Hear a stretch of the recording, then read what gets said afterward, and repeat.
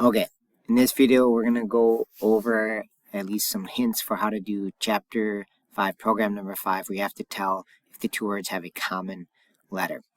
Alright, and sort of the idea is you have to take every letter in the first string and check if it's found anywhere in the second string. They don't even have to be in the same position. So Marcus and William would be considered common because even if you look at the M, once you look at M, hey, William has an M here at the end, so they have a letter in common, so that should return true.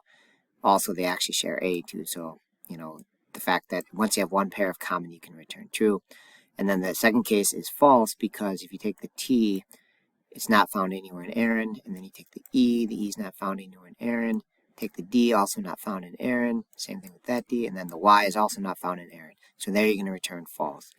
Okay, and you don't have to count how many common letters they have. That would actually be a trickier test, but this is just, do they have a common letter, true or false? So basically, when we do our method heading, it can be public static Boolean because it's either true or false, and then you just do the name of the method, and it takes in two strings, which I'll call like string 1 and string 2, str1 and str2.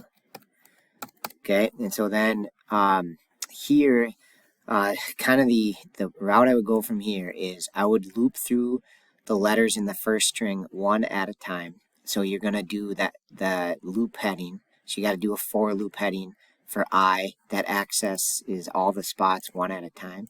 So like here's I. You access it from there to the end one at a time. And basically you get the ith letter.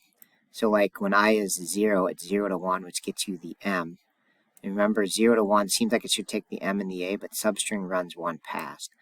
Okay, so 0 to 1 will just get you the M. Okay, and then you take that M and go over here and look for M in this other string.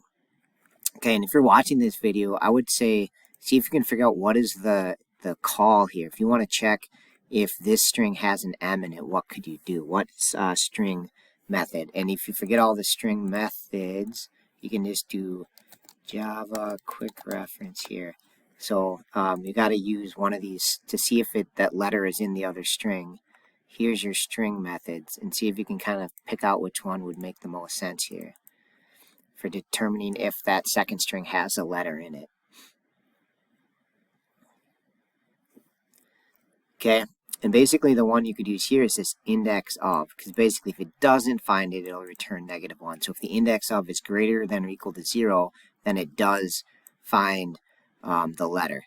So basically I would do a check here, sort of like if str2.index of the letter, right, which is the letter we got from over here, I would actually make a variable. I would do something like string letter equals str1.substring I to I plus 1, get that letter, and then take that letter variable and call str, if str2.index of the letter is greater than or equal to 0, basically means it's in there. Then we found it, right? We found the M or whatever we're looking for, and then we can just straight up return true. All right, and again, looking at this, so once you, so this one, it would never happen, right? No, actually, it would on the R. So when you get the R, we'd go over here, and the R would come over, and its index of is going to be 1, and so that index of would be greater than 0, so it would return 2.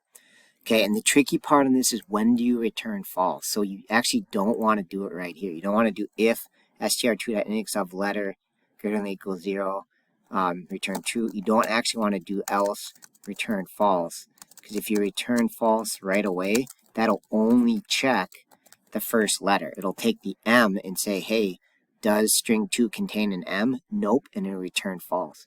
But you actually don't want to return false here. You got to return false at a different point in the code. Okay, so you're going to have your loop, do this if inside of here, and if you ever find a letter in str2, then you do return true, and then you got to figure out when do you return false. Okay, so that's all the help I'm going to give for now. If you have any further questions, you can reach out. Sorry, I mistyped this. This should be I and I plus 1 there. Sorry, I mistyped that. So, okay, hopefully that helps. Thanks for watching.